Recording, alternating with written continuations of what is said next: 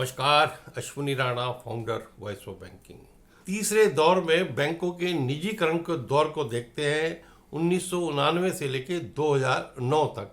1991 में देश के अंदर लिबरलाइजेशन का दौर शुरू हुआ, लिबरलाइजेशन, प्राइवेटाइजेशन और ग्लोबलाइजेशन।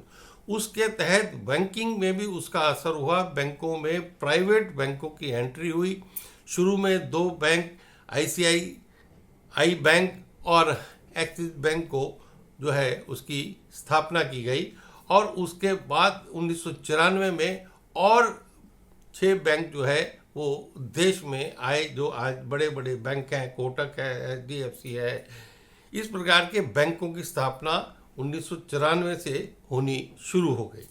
ऐसे ही 1991 में नरसिम्हन कमेटी बनाई गई और उसने कहा कि बैंकों को मर्ज किया जाए, बैंकों की जो निजी बैंक को बनाया जाए। तो उसी हिसाब से 1991 से निजी बैंकों की जो एंट्री है वो बैंकिंग क्षेत्र में शुरू हो गई और 1993 में बैंक कर्मचारियों के लिए वेतन समझौते के साथ साथ उनकी पेंशन की डिमांड के ऊपर भी पेंशन का उनका समझौता हुआ ताकि बैंक कर्मचारियों को पेंशन मिल सके। अब 2002 में एनपीए से निपटने के लिए बैंकों को सरफेक्सी एक्ट का एक लाभ दिया गया, सरफेक्सी एक्ट बनाया गया ताकि बैंकों के पास ताकत हो कि जिन लोगों की प्रॉपर्टी है उसको बैंक जो है अटैच कर सके। 2007 से लेकर 2009 तक विश्व में आर्थिक संकट आया।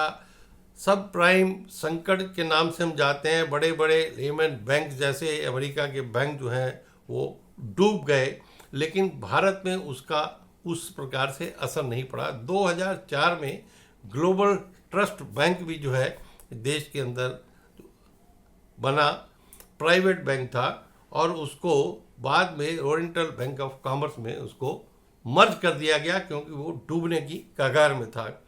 ऐसे ही 2008 से बैंकों के मर्जर का दौर भी शुरू हो गया कि जो नरसिम्हन कमेटी 2 की रिपोर्ट थी कि बैंक जो हैं उनको मर्ज करना शुरू किया जाए।